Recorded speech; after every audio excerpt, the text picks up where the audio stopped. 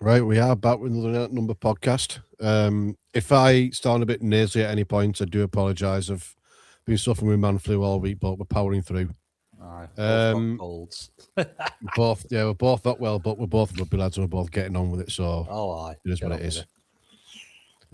it. To start with, I need to tell a story actually.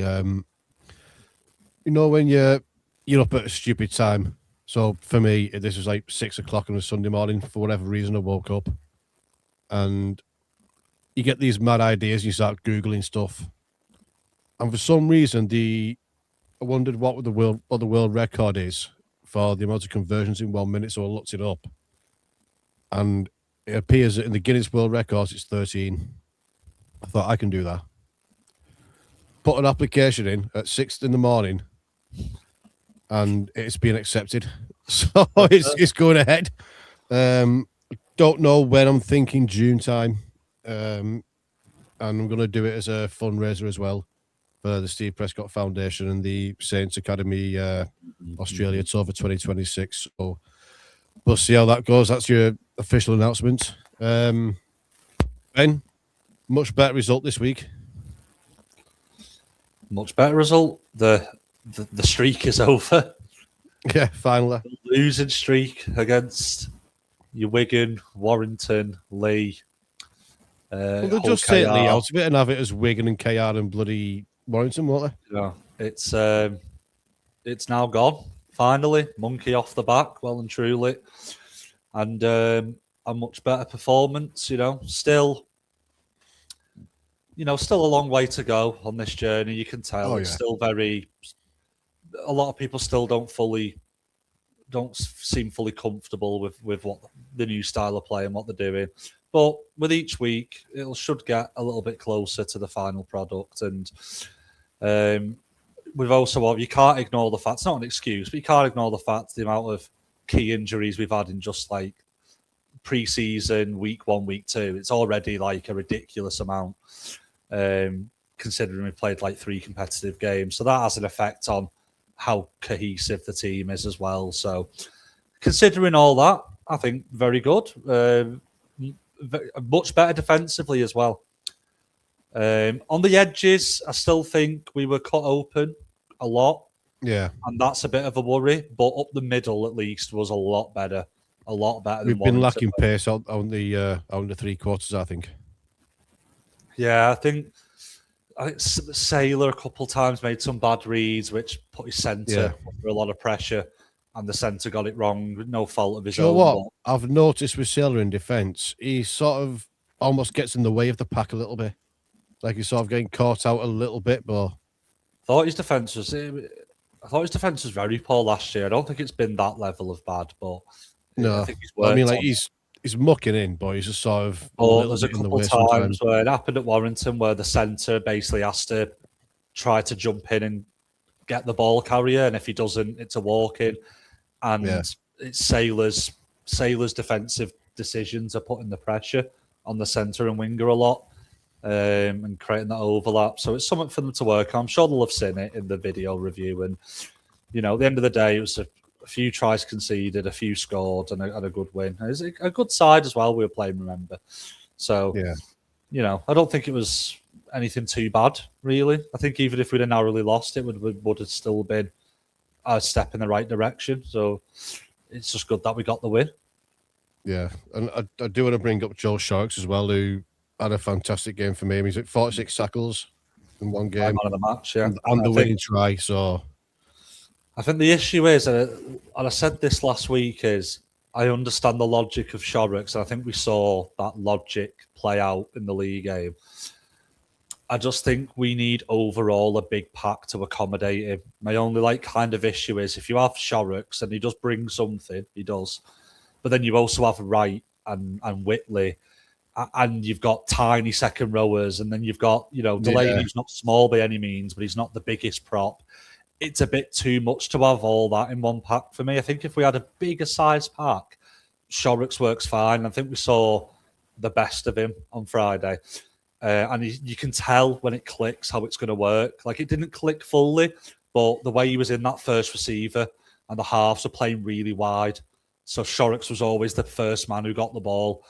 Sometimes it was Hastings, but a lot of the time it was Shorrocks. And you can see you can see how that's going to let the halves play a lot wider and attack those edges more. But his defence as well, incredible, and really well taken try as well. He done well to bundle himself over there. And I was a big critic of that signing, so I hope he has more of them. Yeah. And I hope he shuts me and a lot of other people up, because more of those type of performances, and you can see the logic of where it's come from. Yeah. And another thing I want to pull from that game is officiating. Now, we could hammer on about this forever and a day, but I believe Dion Cross and George Leigh both went off for HIAs, which I believe they've passed because they're in the squad. Yeah. And Robertson clopped one to the head, and there's a photograph of it online. And I'm thinking, how is this not being pulled? One, on the pitch. I mean, obviously you can't see everything. I'll grant that to the rest, but in the review panel, fuck all. Yeah. I don't know how you missed that on the review, but and obviously we've got video refs at all the games as well now, so probably should have been picked up there, really. Yeah. But I mean, thankfully, they've both come through it. Otherwise, they won't be named in the squad. Well, it was a little inconsistent, the officiating around the ruck speed. It's meant to be faster, and it has been in most other games. And yet, at times in that second half, it was almost like back to last season. At times, it was a lot slower again. So they need to work on that, the officials, because they can't have something that's very key to how the game flows. So you've got to referee it the same for the full 80 minutes, Yeah. I mean, we're not completely innocent in that game. We got away with a few as well. So I've got a lot of the slow play, the balls were us defending, which helped us, but just very odd. Yeah, it was a bit odd, a very stop and start, the speed of that game, I thought. A little bit stop and start. It was a bit odd. We've got Catalans away, and there's been a big ruckus about that being played at this time of year. I mean, I know someone has to go at this time of year, but they do. When we've got a good chunk of travelling fans who go over there every year, make a weekend of it, and now a certain person who's no longer at the club wanted it earlier when it's off season, nowhere's open. It's going to be a very small. That's the reason I'm not going. I had every intention of going. I went a few years ago when it was in the summer. It was like I think it was in May, and it was like a couple weeks after or before Magic. I remember that was a nice couple of weeks. And we got to Saint Lloret de Mar, the big popular, holiday resort that's near Barcelona. Yeah, you can stay there, but there's nothing open in February. So that's it. It's off season. Yeah, so it's a bit of a shame. I kind of understand why they want to get them out the way. They want to go in the off season because it's cheaper for them to organise travel and accommodation as well for the team, which I understand. We're not flush with cash in this sport, but it would be nice if fan experience was considered a little bit more as well. Sometimes, just have it be random. Don't sometimes it have it just be completely random. And when they draw the fixtures, don't ask for a certain time of year. Just because then we could get sometimes we'll have it in the summer, sometimes in Feb. But this asking for games at certain times, just let it be random. It's a bit unfair that for people. But you've just reminded me of something there as well, Ben.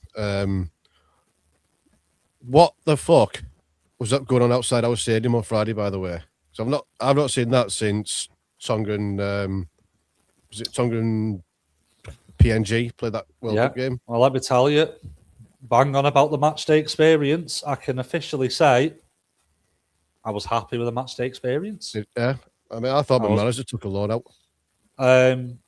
Not perfect at all, but a lot better. First of all, the bar is, and I have to say it. I know Brewdog aren't the nicest company in the world, and that's old CEO of theirs likes to make a twit of himself. I get it, but at the end of the day, is the bar better?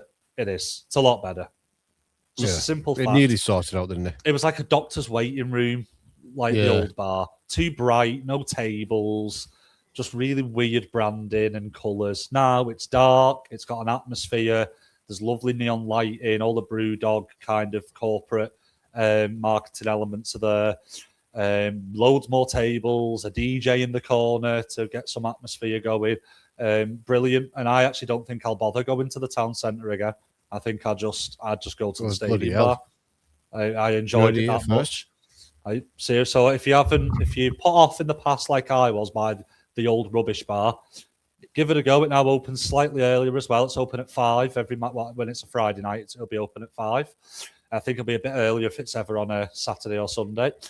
Again, loads of stuff for families, like we were saying, Gaz. The families, the key market, rides, games. The community foundation was doing a little competition. Loads of stuff going on outside. Really cool. Really like to see. In the actual concourse, a singer, fella with a guitar in the West Ham concourse. Just little things. It's like we said. We're not expecting Las Vegas. Little things. And I thought it really added to it all. I did. I'm never going to be the biggest fan of cheerleaders on the pitch. I don't see the appeal, I'll be honest. Very Americanized, that, isn't it? Yeah, but it's not even the American way, because in America, they are very impressive. They're like, they do triple flips in the air and they do human pyramids, whereas ours are just kind of dance. They're more just dancers than actual cheerleaders, which is fine, whatever. Activity for little girls, really.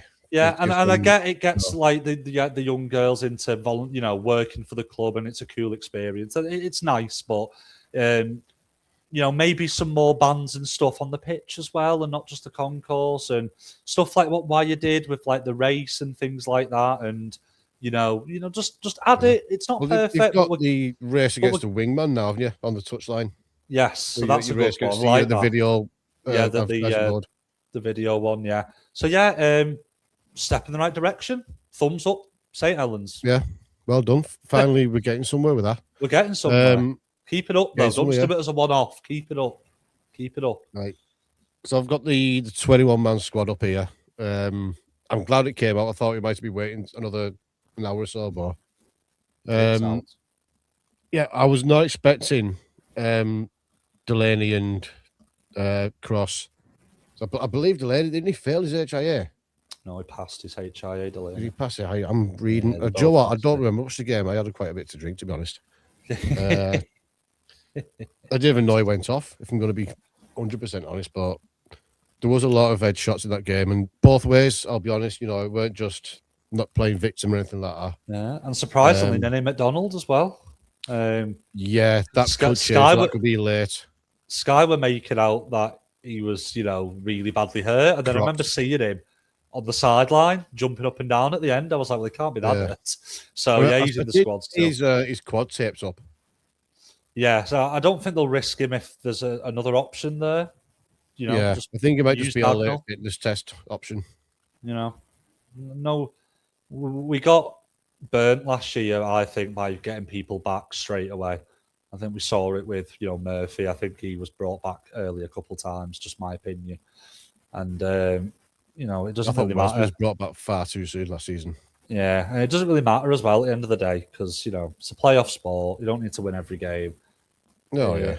Just give him another week. I'd give McDonald another week, to be honest. But it's up to them. If he's absolutely fine, then, he's absolutely fine, and hopefully plays. So that being said, the options we have here, do we put Robertson straight at fullback? I mean, I would. Yeah, I thought he was great when he actually came on. He changed the game, really, didn't he? Yeah, I thought it was a bit of I feel a bit harsh saying this, but it was a slight blessing in disguise when Lomax went off, and I wish him well, and I hope he's okay. A bit more pace in there then, wasn't there? But I think we did improve us. I thought the team selection was a bit odd again from Rowley. I have to be consistent. I had to go at Wellens for this. I have to have a go at. It's not being overly critical. I'm just being consistent. Like, I'm going to stick by my opinion of last season. I want a big, massive bench. Like, I think that's yes, it did pay off. Ironically, it did pay off this time, but 99.9% of the time, you're never using that half or back on the bench. Now, we're very, very conveniently, it did work this time. That doesn't mean it's going to work every time. I think most of the time you want as many forwards on the bench as possible, and that's where the game's won and lost, whether you can make meters or not. So, I hope to see more than just one prop, because Host was there as a de facto prop, even though he isn't one. Yeah. I want to see we've got. I mean, Soonen can fill in prop if he needs to. Yeah, and Stevens is back now as well. So let's have Yes. 2 actual props on the bench and at least 3 forwards, please. That would be my hope for that team anyway. Yeah. But we'll see. We'll see. So, I mean, I would say that this if McDonald doesn't make it into the 18. Robertson at fullback. I'd put Cross in at centre and put Murphy outside him. And I put Daggle and centre on the other side where Robertson would have been. Yeah, I can see that. There's a few just obviously keep Fell where he is, obviously. Yeah. Because at least then you've got a bit of pace, in the 3 quarters. Yeah. No, I agree with that. I actually agree with that. I think that's likely. Keep Sailor and Hastings where they are. Keep Clark where he is. Yeah. It's really good news that Stevens is back. I think that's a big plus as well. Hopefully he's fit enough to be in the team. Yeah. Well, we've both said we want a big season out of Noah. Yeah. But I don't think Noah or Nene will play from things I've heard. But it means that they must be close anyway if they're in the squad. But we'll see. Could be wrong, Yeah. Like I say, late fitness test probably on like the captain's run or on the day. I mean, they're going to be flying out there, obviously, but we'll see how that goes. And there's no excuse for this one for me. Catalan have been shocking so far, and they've got the 5, 8, 10, and 11 all missing. So they've got 4 starters missing, and they're not great. They're not great when they've got all the teams. So no excuse for this one. This needs to be a big win. I think this needs to be a bit of a statement early on that we're looking for. They fell into that trap of wanting to sign these marquee players instead of building a team. Oh, it's always the Catalan way a lot of the time, sadly. Yeah. I mean, Warrington were doing that for a while, but they've started bringing the youth players through, and it's paid dividends with Keitel away. Yeah. It's just... I think that's what some people wanted from us. We wanted to sign the big names, but it's like, well, you can sign all the marquee players you want, but you need to have a team. Well, to be fair, if we signed half of the Broncos team, I wouldn't be mad. I'm not going to lie. I know, but I wouldn't be annoyed at that. Enough money in Super League to afford half that Broncos team. Never mind one club. Just Reece Walsh will do that. That'll do. Oh yeah. Well, Reece I went missing the World Club Challenge Walsh. Aye. I'm going to go into that game in a bit, actually. Right, Ben. It's rant time. The floor is yours. You know what? I love the sound of my own voice, Wilkin. Yeah. You know what? It's not going to be a rant. I'm gonna put it pretty simply. Because we discussed this before. Because this was something that happened 2 weeks ago. Obviously, Saints put the new statement out disagreeing with. Well, I do want to put this in first, Ben. With the statement that the club brought out, they've not really covered themselves in glory with that. It's not the best way of putting it out, is it? Doing it 2 weeks late was a bit weird. Yeah. I know they were seeking legal advice. I don't know how that takes 2 weeks. Surely you can just ring somebody in a day. I'm sure McManus has got his own lawyer. Someone like McManus could surely sort that out in a day. But anyway, timing was weird, and it doesn't really say anything. Because it doesn't say that they're going to do anything. It just says we disagree, which we can assume the club was going to do anyway. I don't think we needed to be told that. But I kind of get it, because if you don't say anything, people assume the rumours are true. But you do say something, and you're being, it doesn't look good for the club. You're airing dirty laundry. Yeah. So they can't win really. The club. They're a lose-lose. The thing is, the whole thing had died down, but by the time that came out, but there were still a lot of rumours going around, and to be fair, it was starting to die down a bit. But I do think they deserve a right of reply when someone uses a platform. Now, I'm not going to go into the rumours again, because I think we did this a couple of weeks ago. Yeah, we all know what they are. With the actual rumours, I mean, I'll just reiterate, I don't see the problem with the Wellens thing. even if it's true, I personally don't see what Saints have done wrong. I mean, it's a business at the end of the day, isn't It's it? a If you're very not getting normal results- thing. It's a very normal thing that you get a coach ready in case you're going to sack someone. You don't start talking to people only when you've sacked a coach. So we'll leave that one aside. This is mainly about the Percival thing, I think, is the main thing. And again, we talked about this 2 weeks ago. We ranted for ages about it. Listen to that from a couple of weeks ago if you want to hear our full opinions. It's still there. But what I said was I could see both sides of it, you know. First of all, there's obviously no written contracts. That was like Wilkins added to that by misspeaking. I don't think Wilkin meant to say it how he did. He was being emotional. But there is no written contract. That's not possible. For anyone that thinks that's possible, go back to school, stay away from other people because you're a danger to yourself and others for being that stupid. Because guess who gets a contract? I don't know if you ever had a contract at a job. Anyone who's that stupid? Maybe they're all that stupid. They probably never had one. But you get a copy of the contract. So if he'd signed a contract, Percival would have a copy. There's no leg to stand on. He would have a contract. And it would be a very quick and a very short lawsuit that Saints would lose. So we can infer, we can deduct that there's never been a written contract. Okay? However, anything above that, anything after that, we don't know.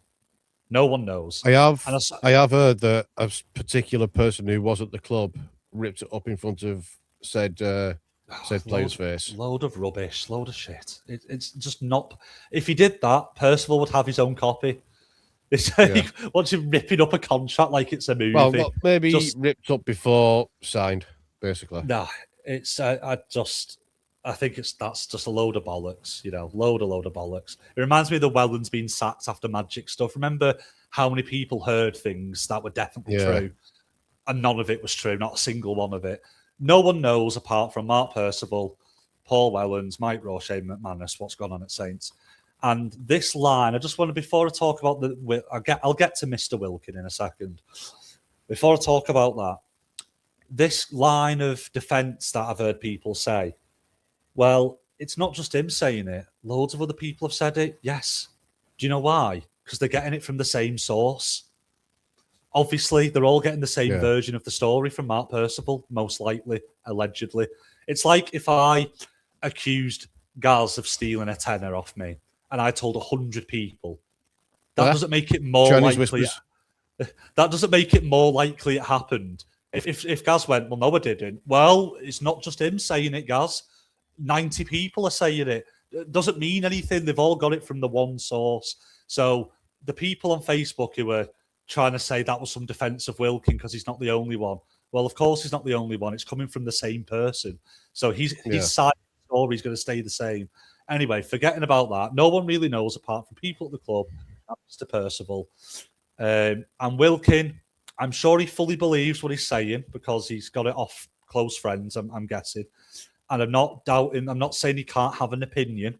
And if it was the Jon Wilkin podcast, not a Sky one, but his own, like what me and Gaz are doing, I would not have a problem with anything he said. But using your job as a pundit for the National Rugby League broadcaster to, unprompted, with no representative of Saints there to defend ourselves, go on this rant accusing us of some extremely awful business practices that can really damage the reputation of the club as a business. For a former captain to do that to the club, someone who claims that he loves the club and has the club's best interest at heart, is an absolute disgrace. It is an absolute disgrace. He can believe what he's heard is true. He can want to defend his friends. You don't do that while you're at work. He's at work.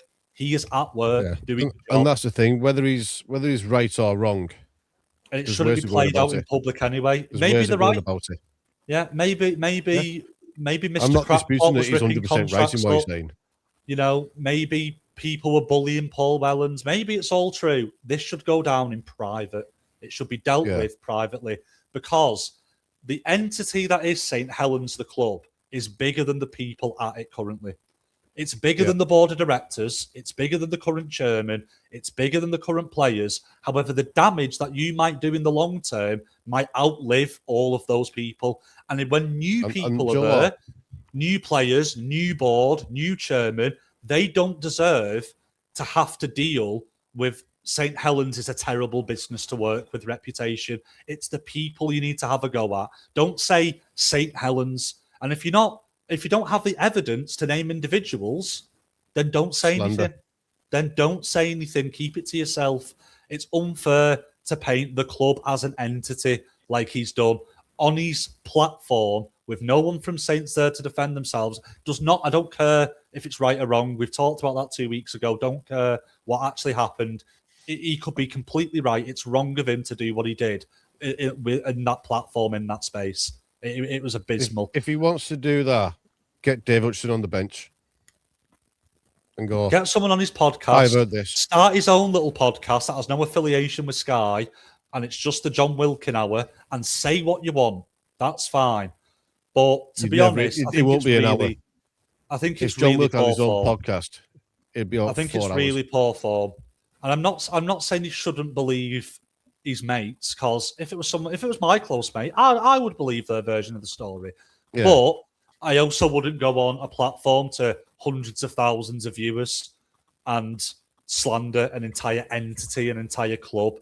Like, if there's certain individuals that have done something wrong and you've got evidence, name them. If you haven't got evidence because you think you'll get sued, don't say anything. Yeah. So, you know what? If if like Eamon stepped down tomorrow, a new chairman has to take all of this stuff on, and it's not fair. Yeah. Like the club St. Helens as an idea is bigger than any group of individuals at it. But he didn't name individuals. He named the club on a public platform with no one there to defend their side of the story. And we all know what happens in disputes. There'll be one side, the other side, and the truth will be in the middle somewhere here. Yeah. It's not going to be fully what Mark Percival says. It will not be fully what Eamon McManus says. It won't be fully what Mike Russ said. It might be closer to one version of the story, but it's never fully one way or the other. So the way people are picking sides, and by the way, this goes to people picking the club side as well. You don't know. Yeah. Unless you've seen it physically with your eyes, or you are an extremely long-term close friend of Mark Percival, have no reason to distrust him, or Eamon McManus have no reason to distrust him. Stop saying you believe either side. People are being we need to be banding together. This is a new era at the club after we've been run pretty poorly for the last few years. We finally get some optimism, get some hope around the club, a good feeling. And now everyone is piping up and biting at each other and tearing each other down. Our rivals must be pissing themselves. Yeah. Absolutely. Seeing Saints fans like ganging up like a civil war, pro-club, pro-Percival. It's embarrassing. Focus on the rugby, support the team on the pitch, and when the facts eventually come out about what happened, you can make an opinion on the facts when you've got the facts. Otherwise, just stop rising to it. And to be honest, we're just as bad doing this, and we're going to leave it after today. I'm going to leave it anyway. Yeah. This is the last time I'm talking about this. But we need to start coming together and stop being at each other's throats. At the end of the day, Percival's a legend who deserves respect. Saints are also a business that need to be pragmatic, and Wellens needed to go at the end of the day. Whichever way, however you feel about the way it went down and what you feel about the two stories, come together as a fan base and let's support our team together like we're supposed to, because this is ridiculous. This is all, and none of this would have happened if that big mouth hadn't kept his mouth shut as well. Yeah. So, I mean, I know as well is what's Wilkin's goal? Because Wilkin, I do believe he does love the club after being here for so long. He says he does. I believe he does. What did he think he was going to get out of that? Like, what positive change did he think was going to happen? Did he think Eamon would ring him up and go, well, John, you're right. Paul Wellens is back in charge and Percival's got a 4-year deal. What, like, if John had used his brain for 3 seconds, he'd have realised that even if he believes he's completely right, no good comes of what he did. No good. There's no scenario where his rant leads to a positive outcome for Mark, for Paul, or for the club. There's no alternative scenario where anything he said has a positive impact. And I can give you the answer as to what he was thinking. He wasn't. It was an emotional response. And this is my problem with him. I'm not saying you shouldn't have strong emotions about a club you have that stronger tie to, about people that you probably, consider like family almost. But at the end of the day, you're at a job fulfilling a role and a contract, and you can't be emotional. You can't be emotional in a professional setting like that. It's not fair on anyone You're involved. supposed to be objective in that role. Yeah. In a private conversation, in your own little podcast, have your own opinion. And you can have opinions to an extent as a pundit. Obviously, you can talk about the game and who you thought played well and stuff. But when you start getting into airing dirty laundry, just, I think you need to leave it out. Because if Jon loves the club, if he, like he says he does, if he'd have thought for 5 seconds, I think he'd have realised that nothing positive comes from what he said. Like, it doesn't make the personal situation any better. So that's one. Doesn't change anything that happened to Paul Wellens. That's 2. And it doesn't improve the way the club's ran, because it's just a rant from one person. So if he'd have just thought a little bit rather than be so reactive all the time, and he does this a lot, Jon. I think he's very passionate about the game and he speaks from the heart, and it is a bit, and sometimes it's refreshing compared to the Sky robots that he works with, who have had the media training for years now. But at the end of the day, there is a line. There's a line. And I just think he crossed the line. And yeah, that's it. Rant over. I will never talk about this ever again. So over to you guys. Yeah, I mean, so when the statement came out, I was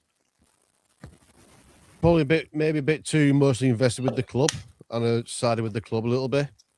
And me, and I'm not going to name names, but a mate of mine, a very good mate of mine, butted heads on it. Now, the issue we're having with that is we've already got a slightly divided fan base anyway, because, everyone's got opinions that they're entitled to, and that's absolutely fine. Mm-hmm. But what he's done, he has driven a fucking big wedge in the fan base with that. And again, whether he's right or wrong, that's going to take a long time to bring back together. We need to win trophies this year to bring that fan base back together. So please, everyone, whether you agree with him or disagree with him, you agree with the club, disagree with the club, let's come together for that. Never mind the name on the back, the badge. No, it's not me telling what to do. It's just a little plea to, let's just come back together and support the club. Let all that go and go, right, those lads on the pitch, it's nothing to do with them. Let's get behind them. And that's the end of that. Yeah. World Club Challenge, what a game. One of the best games Rugby League I've seen for a long time. Yeah, I thought it was a good game. I'll be honest, I think Brisbane looked very undercooked, and to be fair, people call it an excuse, but they played like a team that hasn't played a game in 2026 yet. And I don't think we saw the best of them for most of the game, but the game is all that matters. The 80 minutes is all that matters. Brisbane do. They played the second half. And, they look very undercooked, but again, that's the nature of the beast. That's the NRL could push to move the game to a different time of year. They never do.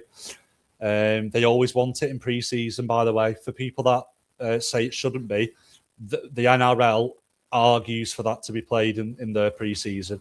So take it up with them if they want to change the date. At the end of the day, they saw off at a very good comeback, Hull KR. And yeah, deservedly world champions. And, Brisbane's preparation is their own fault. They should have organised friendlies beforehand. I thought, I did say that, we did it when we went over there. We played St. George. And I said, even though I thought if Brisbane played the best, and I think if Brisbane had played the best with a full game, they'd have won. But I did say if they come in undercut in the first half, they get caught, and they did. And they did. They should, and that's down to them. That is completely down to them. KR were more prepared. They were ready. They were firing. And it took Brisbane way too long to get going. And I think they completely underestimated Hull KR. And they got bit hard for it.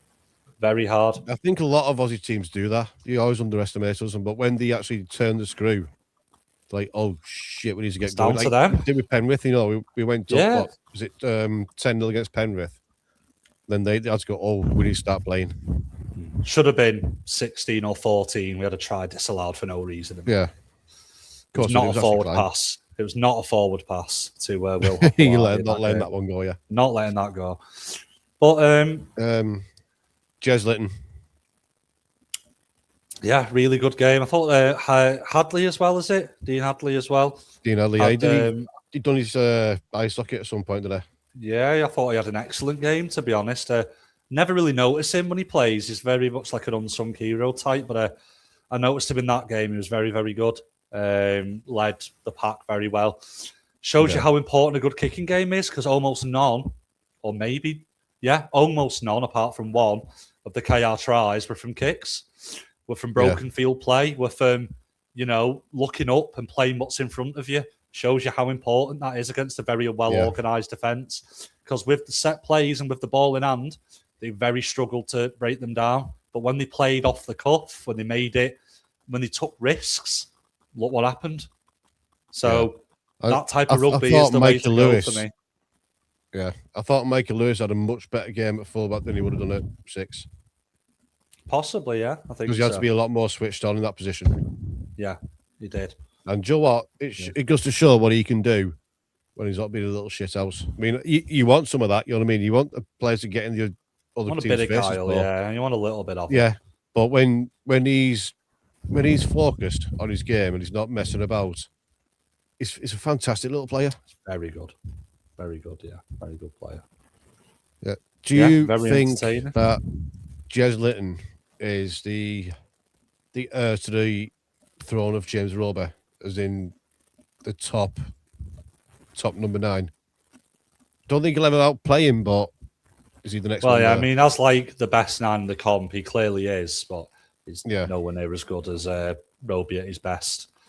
Nowhere near. I think he can get better, to be honest. I think Jez can get better. Maybe he can do, but he just doesn't have the all-round package. I think we need to realise how rare a Roby is. Like, he doesn't. There was no facet of his game that was a weakness. He did everything. He could do everything. You don't need to do that to be a great player, but he did. So it doesn't mean Litton's a bad player by any means. He's very good. He's clearly the best 9 in the comp. But Roby at his best was in a different stratosphere to any other hooker that's played. You can see the influence of Roby in him, though, can't you? But you can see it in like Paul McShane. You can see it in Daz Clark to an extent. You can see it in Brad Dwyer when he's playing. You can see it a little bit in Jared O'Connor. I think almost revolutionised the number 9 position there. Yeah, well, he could do everything. He directed the play well. He could pass the ball well. When he was in his younger days, he was the most devastating runner from dummy half there's ever been. Like, Litton's great at running from dummy half, but he's not a patch on like a Roby in his early to mid-20s. He was like a lightning bolt, who could still defend, who could still distribute well, who could still pass well, who took the team in the right direction around the field. People are going to really realise over time how special Roby was. The longer he's been gone, and the more we see what the current top hookers are like, as good as they are, I think people are going to realise, oh God, he was even better than that. Yeah, I think he did get a lot of respect while he was playing, but do you reckon he's going to be like as Paul Scholes, where people are outside who aren't playing the game only realise, oh, he was good. Like after his patch in, I mean, he had the top midfielders in the world looking up to him, but yeah, I think so. I think you're right there. Well, it's like Sam Tompkins. I mean, I never liked him, but when I look back at his career now, he's packed in, I can see how good of a player he was. Very good, yeah. Just unfortunate with injuries at key times, but a very good player. Yeah. Never say that again. No. That's the one time I'll say that. No, I will take this opportunity now and say congratulations to all KR.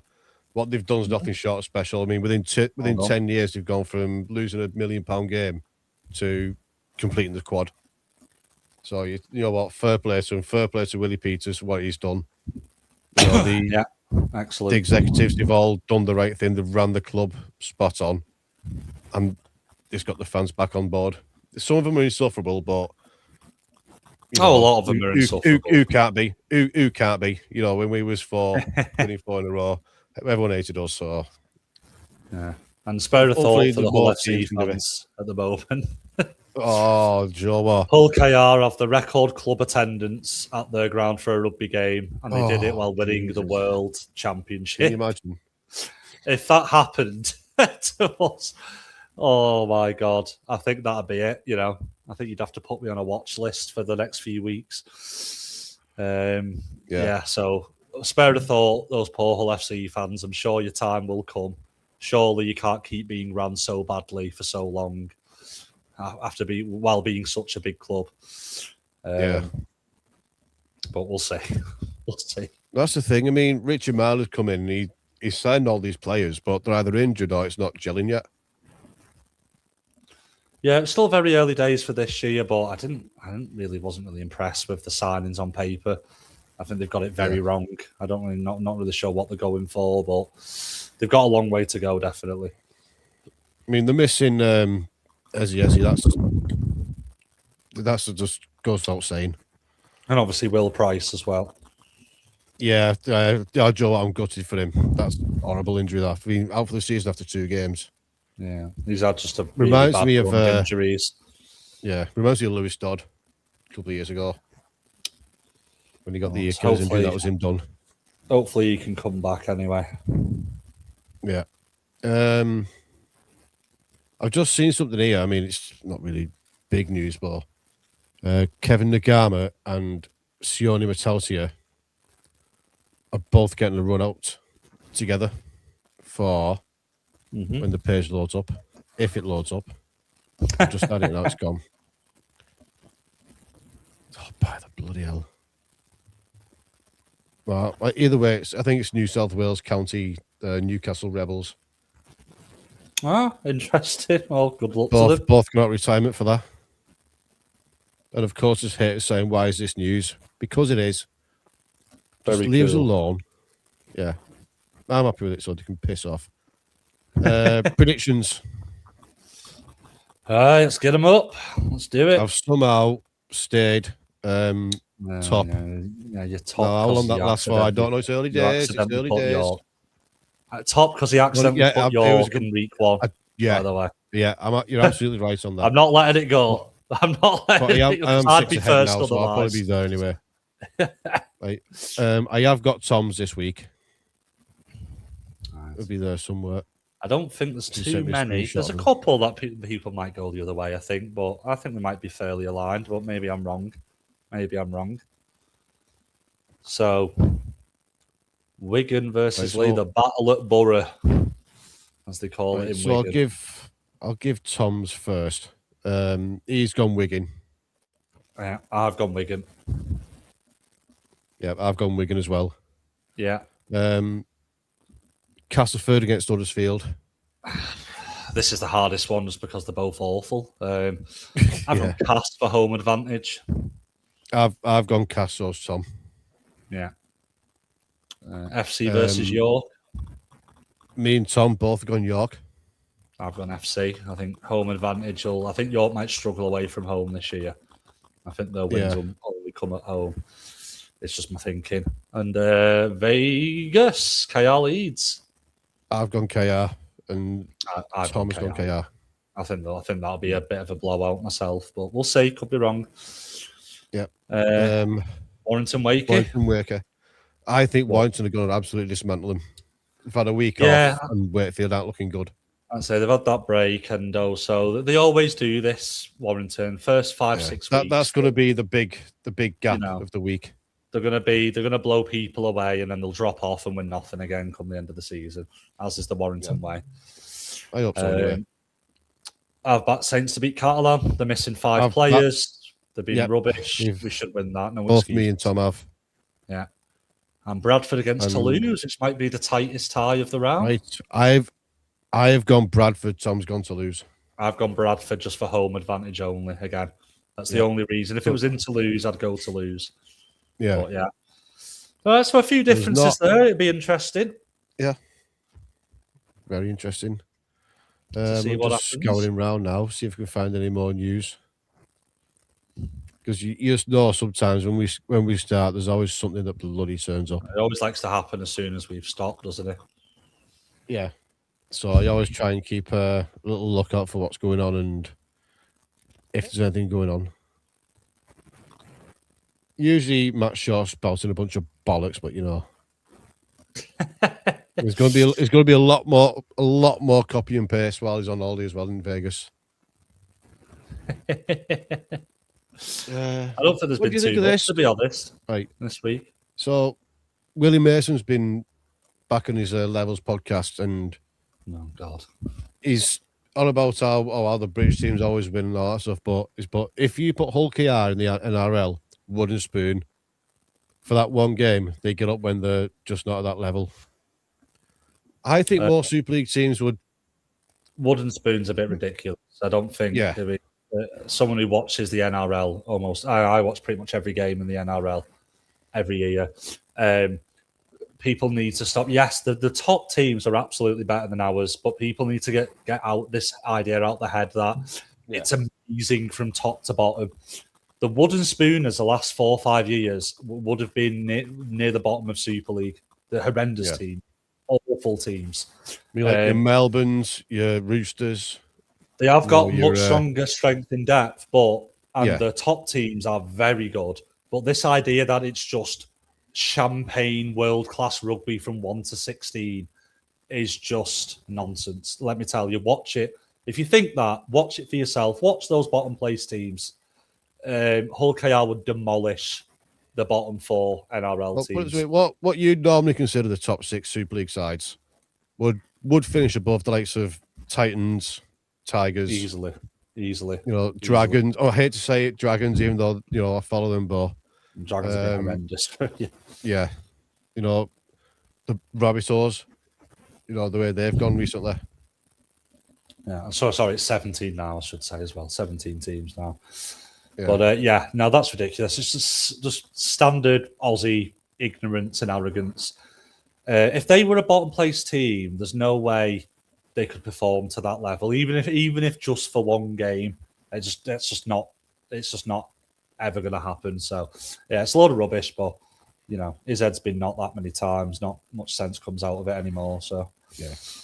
Whereas Kalen Ponga's come out and said he's loving the atmosphere from the English fans. So maybe get him in Super League, but it'll probably cost the entire salary cap. Well, that'll be marquee. That'll be it. Someone wants to dig into the pockets, use the marquee. Really, I can't. I'm sorry. I'm just trying to get over. KR would finish last. It's just blatantly not true. Not a chance. It's just blatantly not true. Oh my God, that is one of the worst rugby league opinions I think I've ever heard in my entire life. Do you know what? I bet Jam was just laughing his head off at that. They would finish in the playoffs, KR. They wouldn't make the grand final. They'd just sneak it, but they would get there. Yeah, they'd get into the playoffs. They'd be a good finals team. And on their day, they'd be capable of beating anyone. But they'd likely not make a final. But last is just crazy talk. Yeah, crazy talk. But yeah, what do you make of the news that came out of Derek Beaumont not wanting Sky to advertise the game? I don't want to. Last year, I'll be honest. I don't want to talk about Derek Beaumont either. After ranting about Wilkin, maybe I could save that for another week because we did enough of that last year, and it's just boring. I just want to talk about rugby league. Like positive stuff, positive news in the game on the pitch. What do I think? I think Beaumont's just throwing his toys out again because he's still salty about last year. And the way he conducted himself, it might have been, again, it's another thing, another kind of similar point. He might have been right with what he was saying, but the way he conducted himself and the way he went about replying just made everyone turn against him and made him the bad guy.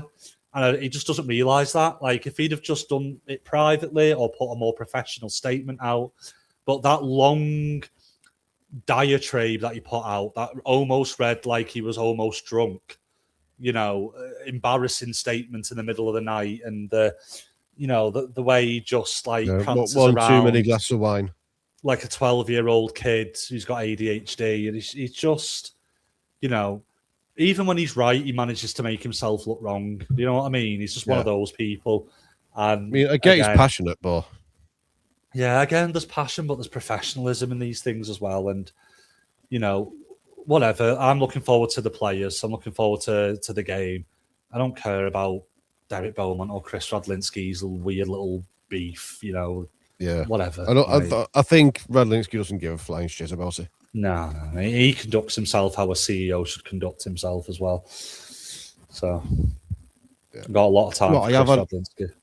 Yeah, I have had a thought as well. So, with this world record attempt I'm on about, and we mentioned about doing like recording a live podcast. Yeah, may do it on the same day, like make a day of it. I'll just say everyone whether, as well. Whether we get it or not. I'll just say this is not just Gaz's fight. This is Rugby League's fight because this is a rugby union record. So Rugby League could take this rugby union record. I have to take all the kicks from the 22-meter line. 22. Line. What's the what? Why had that two? Why had the two? I know, what a stupid sport. Let's have a rant about rugby union. He doesn't do things by 5s and 10s like every other sport in the world does 5 to 10 meters or yards. He was doing 22. Why not 22 and a half? Why not 23? 22. Yeah. Give over 22. What a stupid sport. What gets me with fucking union, right? And I don't care if it gets me in trouble. I'm going to say this, right? How do you expect to win a game of rugby if you're giving away possession all the time? Yeah, what do we do with that? Kicking back to him. How are we going to score? Got the ball. Why don't just kick it anyway? Yeah, because it's territorial battle, playing possession. My ass. Playing the set piece. Playing the set piece. I too enjoy rugby tennis, as I like to call it. Just kick to you, kick to you, kick to you, kick to you. Any rugby want to get played at any point, lads? No, kick to you. Kick out. Okay, here we go. Some rugby time. Oh no, it's a line out. Okay, penalty from the line out. Okay, he's kicked a goal. That's 6 minutes of your average union game. Kick. There you go. Line out, penalty, goal kick. Or there's a scrum. Great. The ball's going to get back into play. We're going to get some rugby now. The scrum's collapsed. Has to be reset. All right, try again. The scrum's collapsed again. Let's get reset. Third time. The scrum collapses again. Penalty, goal kick. There you go. I like my rugby with rugby being played. Yeah. That's just. It's not much to ask, is it? No, but like passing the ball, overlaps, run-arounds, crossfield tactics, kicks, skill, tactics, set plays. Not just a big fatty picking it up and going 1.5 yards and putting it down. I don't know. Yeah. But anyway, as you can tell, we're not fans of rugby union. Actually, there's two things I would take from rugby union now. I mean, I know he's retired now, but Joe Marler, I think he's brilliant. I love a bit of Joe Marler. He's just hilarious. But what I would do is get Nigel Owens and go show them how to referee a game. Learn rugby league and then show them how it's done. Consistency. Because he's probably the best referee in all sports, in my opinion. I will say as well, though, I think a lot of players don't moan as much at refs in union because they don't understand the rules. Well, the ref tells them to go, all right, sir. They literally don't understand the rules half the time, so they just take the ref's word for it. That's why. Yeah, because they're all dragging their bloody knuckles around. Because it's just a big pile-on half the time of like 50 bodies. Yeah. It's like a year 7's birthday. Like in high school where you just did a big pile-on. Don't make me laugh, Ben. I'll start coughing again. Okay. Yeah. But if anyone was ever hoping for the rugby union spin-off of this podcast, it's never going to happen, unfortunately. Nope.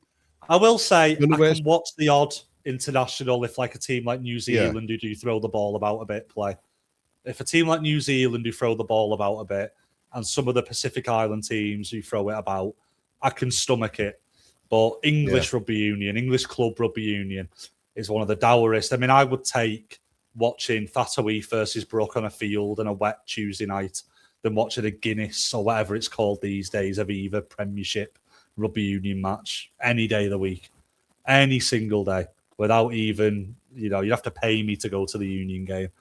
Jesus. Yeah, I did go to watch Sale Sharks a few weeks ago and I thought, I'll give it a go. And no, I had to get this because it's no good for us baldy lads. Whoa, he's got a union hat. What's he doing? I know, but I've got no protection. Saints have got good hats. Get one of them on. Yeah, but I weren't at the Saints ground, was I? I was at bloody Well, Sale. go to the shop and get a hat. I've got one. It's over there. I've got more Saints hats. It never gets like taken with me. I go, oh, my head's cold. I better get an hat. I like how this just I've probably descended spent more on into. hats than I have on shirts. I like how this just descended into let's rant about rugby union for 10 minutes. Yes, because it's funny, right? Oh. And do you know what? I tried, and I'm like, it's just nothing exciting going on. I mean, you get the odd break where the players like There's also too many players on the pitch, which stops like breaks happening as well. It's 15 each side is way too many. Yeah, way too many. This is like anyone who's a Funny fan as of well. rugby union or prefers rugby union. Off. Off, honestly. Off. Seriously. Red card. I'd rather watch paint dry most of the I'd time. rather sit there watching the bloody pitch grow. Right, I think we're good now. We've had our union rants. I think we can end it there, can we? Yeah, we can end it on that. Oh. We've just tried to fill an hour basically by ranting and raving and talking shite. Oh, aye, and we have. Right, so yep. Oh, the live watch along. Nice. Now, I don't know how that's going to go. I mean, that could go pear-shaped very quickly because you've got me, who's a hothead when watching rugby, and you've got a Cumbrian who likes drinking. I don't know if you're interested, Ben. I think I'll be racing home from cables. Cables, yeah. So right, I'll be racing home from cables to watch it. Yeah. So anyone who follows Prescott Cables, Ben here is the voice of cables. I am indeed.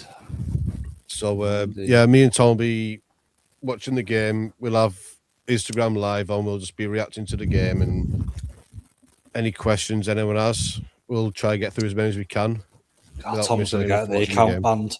Tom's going to get the account banned. No, listen, I've told him, listen, we need... we'll try and keep the swearing down to a minimal, but viewer discretion will be advised. Viewer discretion is advised at all times. Yeah. So we'll see how that goes. If it goes well, we might do the same for the Toulouse game.